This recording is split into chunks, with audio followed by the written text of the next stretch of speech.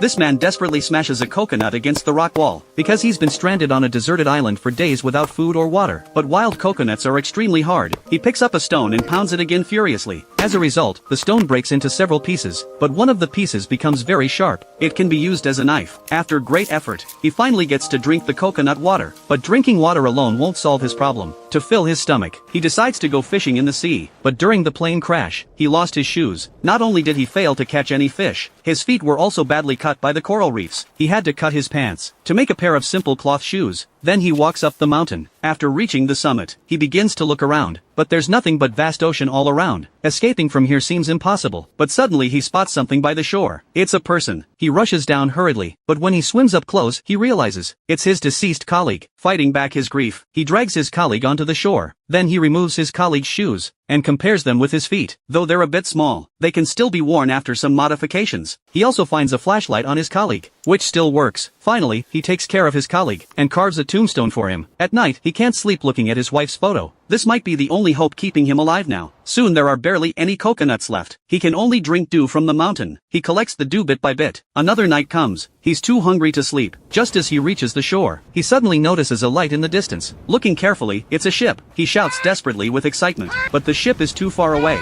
They don't notice him at all. After daybreak, he plans to paddle over with the life raft, but gets knocked to the seabed by a huge wave. The life raft is punctured, and his leg is injured by coral. Dragging his wounded body, he returns to the camp. The collected dew is all gone. At this point, he's completely out of resources. Looking at the delivery boxes before him, he can't hesitate anymore. He decides to open the packages, hoping to find something to eat. The first box contains some tapes. The second and third contain a volleyball and divorce papers. All useless things. Fortunately, the fourth one is a pair of roller skates. Looking at the sharp blades, he tries them on a coconut. It splits open easily. The fifth is a woman's long dress. This might be useful. Only one box remains. Just as he's about to open it, he sees the wing pattern on the box. He hesitates. Perhaps he thinks wings represent hope. Finally, he keeps this box aside. Then he uses the roller skates to cut open the clothes. He applied a simple bandage to the wound. He then turned the dress into a fishing net to catch fish in the sea, and used sharpened tree branches to catch crabs. But eating them raw was really hard to swallow. He realized he needed a fire source, so he began the most primitive way of making fire by friction. But he kept rubbing from day till night, until the next day his hands were worn out, without seeing even a tiny spark. This made David lose his temper. He grabbed the volleyball beside him and threw it away. But after he calmed down, he saw the handprint on the volleyball. Suddenly he had an idea. He actually drew a smiling face on the volleyball, and gave it a name, called Wilson. The lonely man finally had his first friend on the island.